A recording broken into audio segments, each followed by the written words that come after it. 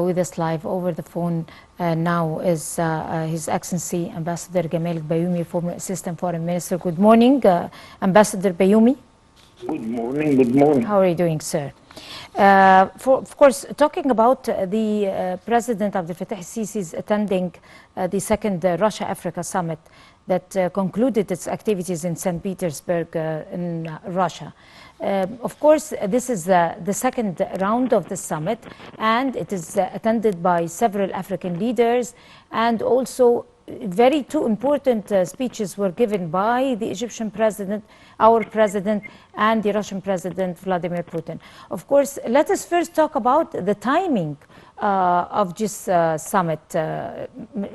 What is the significance of the timing, especially this is a very critical timing for Russia, a critical timing for the whole world, a global economic crisis, a weather crisis, a climate change challenges. Talk to us about the timing and also the participants of the summit. Yes, of course, the timing is very important, but we have to remember that this is not the first Africa meeting with some other partners. Egypt started this effort in 2000 by hosting the European African Summit in Cairo. Then we started also another occasion in Sharm el-Sheikh in 2019. And we attended, our president attended the TICAD conference, which was the Japanese Africa conference in Tokyo.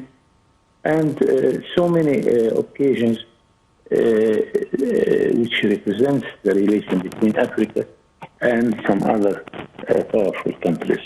But now, as you rightly said, over and above all of that, we have very critical time because of the war in Ukraine, because of the problem of the epidemic COVID-19. And we have also many problems in the African continent itself. Some African countries are fighting each other. Some African countries have a division among their own people, where the citizens of the same country are fighting each other. Sudan is the worst example, and so on. Same time, Africa is in need of energy, is in need of food. Although Africa can produce its food, but the finance is the lack element here. So it comes the Egyptian initiative to encourage donor countries to come and invest in Africa, on the African soil, with the foreign investment, and above all, the Egyptian experience, which is a very long experience and very important experience. And mind you that Egypt is the most acceptable and representative face in the African countries. Right. Let us first talk about the choice of the countries participating in that particular summit is very selective, and also you kindly refer to the food crisis that is prevailing the whole world, but in particularly Africa. There is an energy crisis also worldwide, and of course it has its implication. There is a climate change crisis, and the weather is worsening year after year. I mean, there are lots of crises, and but still, with all those crises, Africa is becoming #1 priority for the whole world, and it's the whole world has its eyes set on Africa. They're looking forward to be able to become economic partners, to invade its markets, and this is exactly what Russia is trying to do now. So talk to us about the importance of Africa and the role that it's going to attain in the near future, in spite of all the crises that is occurring. We hope that we reach this point, but still Africa is the poorest continent in the world. Still Africa is the least to receive flow of finance, I always draw the attention that the money flow from Africa towards the developed countries is much more than it receives.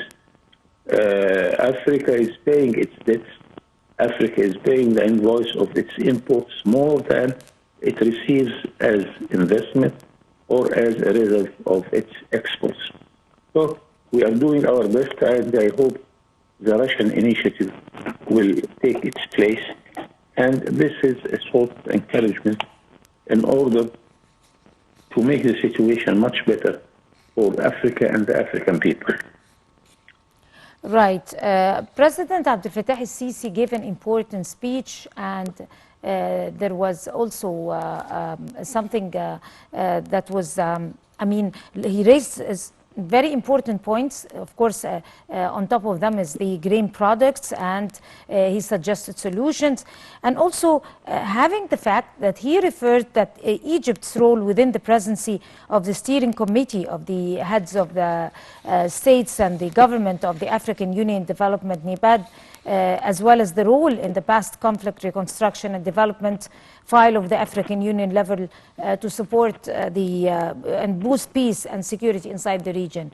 He talked about that. Talk to us, what's your insight of that point, and we're going to discuss the other points respectively. As an old diplomat, I am so happy and satisfied that now we gain again the most important weapon of our foreign affairs diplomacy, which is presidential level. We were always working as ambassadors or embassies or members of our missions. We used also the level of ministries, but we lacked for so many years the presence of the president of Egypt in those occasions. Since President Abdel Fattah el-Sisi came to office, he went everywhere you can imagine, very far to the east in Tokyo, very far to the west in Paris, north in New York, south in most of the African countries, which we need to make good contacts, hosting Africa several times in Egypt, presiding as a chairman the African Union, representing Africa in the Security Council of the United Nations. Many efforts, we gain it, and you see the result that because the president is there, it means that all the responsible people are behind him. And I always give the example that in one visit to New York, our president in 5 days hold 40 bilateral meetings in 5 days. Yes. Very important effort, and of course it gives its results and impact on the relations between Egypt and everybody. Our trade with Europe is 4 times, if you compare it with Africa, it's 3 times more. We have a surplus in our trade balance with Africa. We have surplus in trade balance with the Arab world also. All these results, or good results, are the results of all these efforts. And of course, with Egypt becoming more productive and more able to export and to attract foreign direct investment.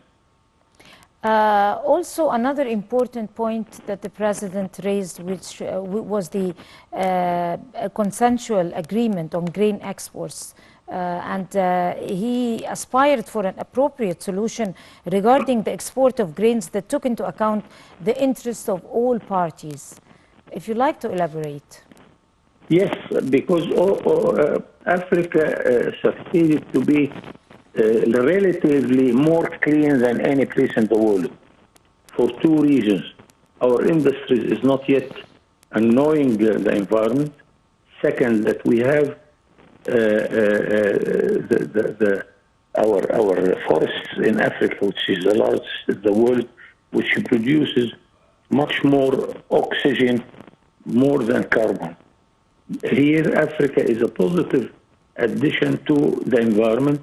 And I hope, and we hope that it will continue like that. Mind that we are at the beginning of a sort of economic reform. We shall never establish an industry without bearing in mind the environment dimension of this industry. So it's a good effort and it will continue. And Africa will be always an addition to good weather in the world. Like President Abdel Fattah al-Sisi mentioned, this edition of the summit, which is the second edition, came at a very crucial point, not only in Africa but worldwide. It came at a point or at a time of a high degree of polarization, according to the President's word. It came at a time, it was held at a time where there is a heat crisis overcoming the whole world, and there is an energy crisis, there is a food crisis, and other types of crises. There are military confrontations even between the hosting country and another country. I mean, how exactly do you assess this particular summit in light of what's happening, and what could be the effects, the positive effects taken from that summit? Here is a very important role. We hope that Egypt and our sisters, African countries can play, because we need a sort of arbitrate. We need a sort of somebody who can come with initiatives to solve this problem of the war. It is a silly war, and I personally think that we can come to a good solution for every party. But still, we are facing some stubborn people here and there, and each one is insisting on his position. A good negotiator, and we have plenty of good negotiators in Africa and in Egypt, should reach a solution where everybody comes with a good result for him. It's not what we call the zero-sum game, where some side would take 100% of the results and give nothing to the other. It is participating the results, participating the results of all these efforts, and I am optimistic about that we can stop this silly war if we have a good intervention from Egypt and the African countries. Right. Another also important speech was given by President Vladimir Putin, but most importantly, he declared that Russia is prepared to supply some weapons to Africa for free to enhance the security in the continent and to probably work closely with the African law enforcement and intelligence services. What does that exactly mean? I mean, how do you read that? It is very important also, but of the same importance is the initiative of President Sisi for the African countries not to hold or to carry weapons. We want to stop carrying weapons and to use our money to make investment and to buy our food and to produce our food. And there is a secret behind this. I must be frank to you and to our audience, that nobody will help us to produce our food, because there is a surplus of food in the Americas, in Europe, and in Russia, that they are trying to find markets and clients for this. So nobody will encourage us to do or to produce our food at all. So we have to depend on ourselves and do the job, and bearing in mind that it's not in the sake of any other competitor to help us to compete with him. This is a very important point. Nobody is talking about it. But we have to bear in mind that we need to strengthen our ability to produce our food, and I think Egypt is doing now a wonderful job concerning this. I hope one day Egypt will not be in need to import its food from abroad. This applies also to the Arab world. And mind you that half of the Arab world is African countries. We need to continue the efforts in order to produce our food. Right. On that note, Your Excellency Ambassador Gamal Bayoumi, former Assistant Foreign Minister, would like to thank you for talking to the breakfast show, and you have a very good day. And we're going to go to a short break, and we'll come to continue the breakfast show, so stay with us.